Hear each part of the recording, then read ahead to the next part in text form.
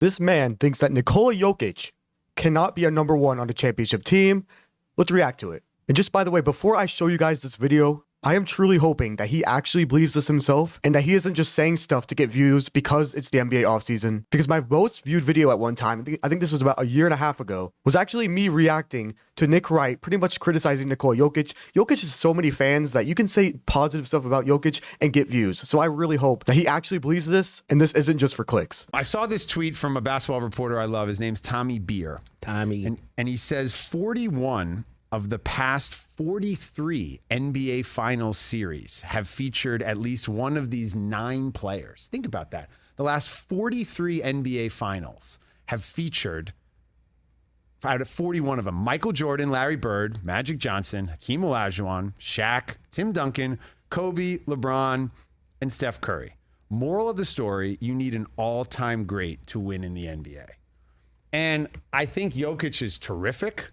There's one flaw in saying this, and it is the fact that the fact that you stated is counting both teams won and lost at least one of those 9 players, 41 into 43, whatever. But the team with one of those 9 players didn't win every time. I mean, Dirk Nowitzki won an NBA championship. The 2004, or I think it was 2004 Pistons won the championship. Devin Booker and Chris Paul were 2 games away from winning the championship 2 years ago. The Celtics easily could have won. They were up 2-1. They easily could have won. And as good as Jason Tatum is, he will never be, really that guy, at least when you're comparing to those 9 players he just stated. And also, I forget how old Michael Jordan was when he first made the finals, but he was definitely, I think, older than Nikola Jokic right now. I have so much more to say, but let's just keep the video going. I think he's had an incredible run. I think he's done something that doesn't get enough credit when talking about his game. I think he's been available. So many of these other guys don't play. I believe 2 seasons ago, he played every single game. I think this year he had to play north of 70. The guy is available every night, so I tip my cap to that. I love what he's doing right now. He is criticizing a player, so he's kind of backtracking a little bit by, not angering the Jokic fans as much, by giving him praise. Oh, he's played a lot of games. He's played upwards of 70, which it is, a good thing. It's a positive thing. And I'm not going to criticize him too hard for saying something positive about a player that he is criticizing. It's just kind of weird to me, but let's keep it going. Do I think he's one of those guys on the list, or I think he's one of the all-time greats? No, I don't. And I can stand by that. And it's okay. I'm okay with that. He still has a lot more of his legacy to write, of course.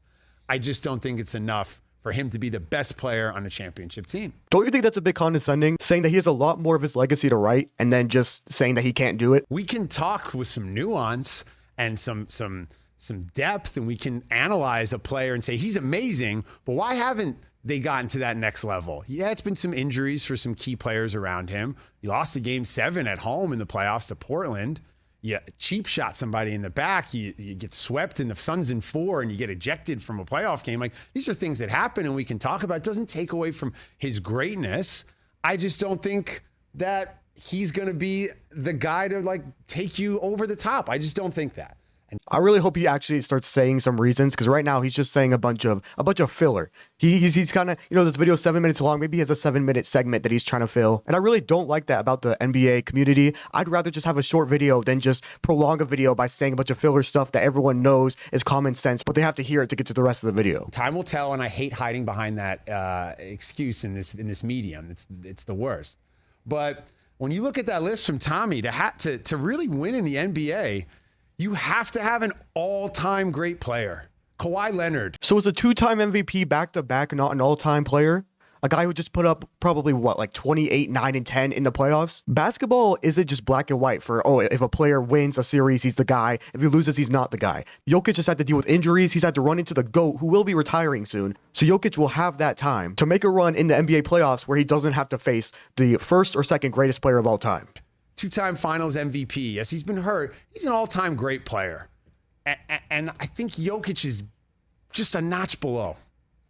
If you want to know where Kawhi Leonard was at this point of his career, at the same age as Jokic, at Jokic's age, Kawhi Leonard would have just finished his 2017-18 season where I'm pretty sure he was hurt. He only played 9 games. And the next season, he took a step up. So why can't Jokic do that if he even needs to? Which, by the way, Jokic is a good enough player where he probably doesn't even need to take a step up. If Jokic had Siakam next to him, had Fred VanVleet, they had Norman Powell, just so many pieces, Jokic could also make a run like that. But I just think he's got such a unique set of skills that it's almost too unique.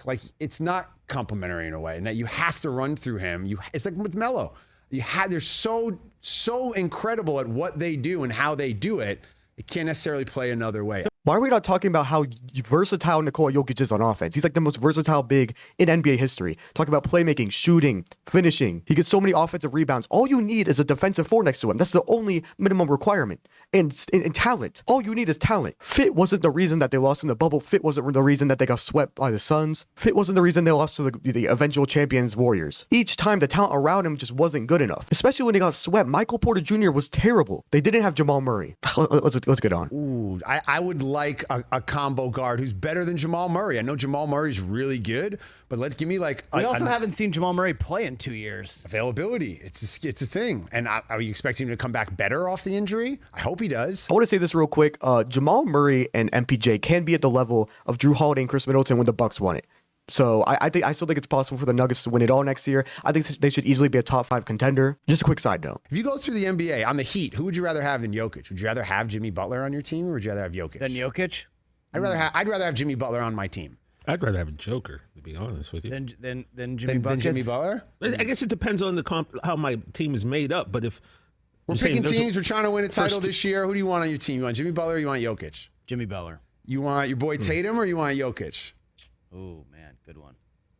Well, Tatum was there. I'll take Tatum. What kind of logic is that? If Nikola Jokic had Marcus Smart, Jaylen Brown, Robert Williams, because I think Jokic could play that 4 next to Robert Williams. You know, he had an all-star guard to, replace Tatum. Or even just, I don't know. I just think that there's no way that the Celtics defense overall, obviously, they already have a center and a power forward. So the fit with Jokic on the Celtics wouldn't be as good. But that kind of talent, the chemistry, the coaching, they potentially beat the Warriors if you replace Tatum with Jokic. You're not going to get much pushback, obviously, with you on this. Some people would take Joker over Embiid. A lot of people would take him over Tatum. He's awesome. The guy's awesome. He's a special player. He's a once-in-a-generational guy. Would you rather have Luka or Joker? I'd rather have Luka. Much rather have Luka.